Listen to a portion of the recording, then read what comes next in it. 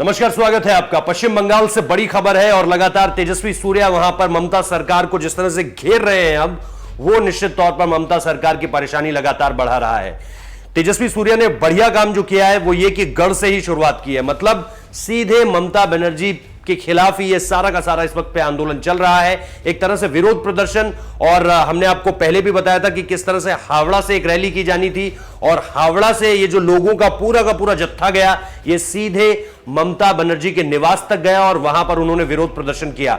जो शुरुआत की तेजस्वी सूर्या ने, जैसे ही वो भारतीय जनता युवा मोर्चा से जुड़े, जैसे ही उन्होंने पश्चिम बंगाल के युवाओं को ये बात कही कि अब जो ये जो एसएससी और टीईटी की जो प्रक्रिया है उसमें जिस तरह की पारदर्शिता नहीं नजर आ रही है, उसको लेकर के हम ममता सरकार को घेरेंगे। तो निश्चित तौर पर युवाओं का एक बड़ा वर्ग जो है वो तेजस्वी सूर्या के साथ जुड़ गया, क्योंकि पश्चिम बंगाल में युवा जो है वो इस मामले में ममता सरकार के खिलाफ लगातार आवाज उठा रहे थे और पॉलिटिकली भी इससे इतर एक बड़ी संख्या है लोगों की। अगर आप इस पूरे के पूरे मुद्दे को हल्का सा राजनीति से इतर देखें तो बहुत सारे पश्चिम बंगाल के ऐसे युवा हैं जो इस पूरे के पूरे मसले को लेकर जो है वो ममता सरकार से नाराज है। ऐसे में तेजस्वी सूर्या ने निश्चित तौर पर इस मुद्दे को उठाया और सबसे पहले 2 दिन पहले जो जिस तरह से उन्होंने ये पूरा का पूरा ममता सरकार को घेरने का कार्यक्रम चलाया, उसको लेकर के जो पुलिस थी वहां पर, उसने लाठीचार्ज भी किया, उसने लगातार वहां से खदेड़ा भी लोगों को। लेकिन अब जो तेजस्वी सूर्या शुरुआत कर रहे हैं वो दरअसल बीजेपी नेताओं की हत्या के बारे में है, क्योंकि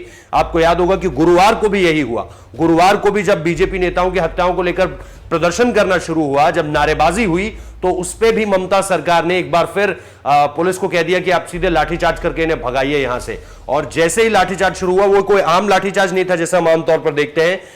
पुलिस ने कहीं ना कहीं ममता सरकार के कहने पर, एक होता है कि आप हिंसक हो जाए, लेकिन प्रो तौर पर यह पूरी की पूरी हिंसा जो है वो सामने निकल कर आई है, क्योंकि लाठियों से जिस तरह से मारा गया वो अपने आप में हर किसी को वहां पर नाराज कर गया। और उसी को लेकर के जो है एक बार फिर से अब विरोध प्रदर्शन शुरू हो गया है, क्योंकि बीजेपी के जो नेता हैं तमाम, वहां पे सांसद तेजस्वी सूर्या जो है वो भी यही कह रहे हैं कि लाठियां चाहे जितनी बरसाली जाए, हम जिस इंसाफ की मांग के लिए यहां पर खड़े हुए हैं, यानी जो हमारे नेताओं को लगातार पब्लिक प्लेसेस में दिन दहाड़े गोलियों से छलनी कर दिया जाता है, मार दिया जाता है, उसको लेकर के ममता सरकार बिल्कुल मौन साधे हुए बैठी हुई है।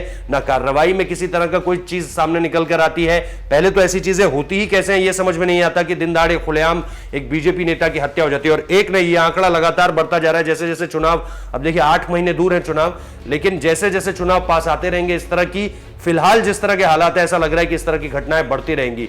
इसी को लेकर के तेजस्वी सूर्या ने ये पूरा का पूरा जो युवा वर्ग है खासतौर पे, क्योंकि भारतीय जनता युवा मोर्चा जो है वो बीजेपी की एक ऐसी विंग है जिससे यूथ बहुत ज्यादा कनेक्ट करता है, और क्योंकि जिस तरह के मुद्दे तेजस्वी सूर्या ने उठाए हैं वो युवाओं से जुड़े हुए हैं, तो ऐसे में ये दिलचस्प होगा देखना कि ये पूरा का पूरा अब जो शुरुआत की है उन्होंने, क्योंकि बीजेपी की तरफ से ऑफिशियली अगर आप देखें तो पश्चिम बंगाल में अभी बहुत कुछ नहीं सामने निकल कर आ रहा है, लेकिन ये एक ऑफिशियल तौर पे शुरुआत है।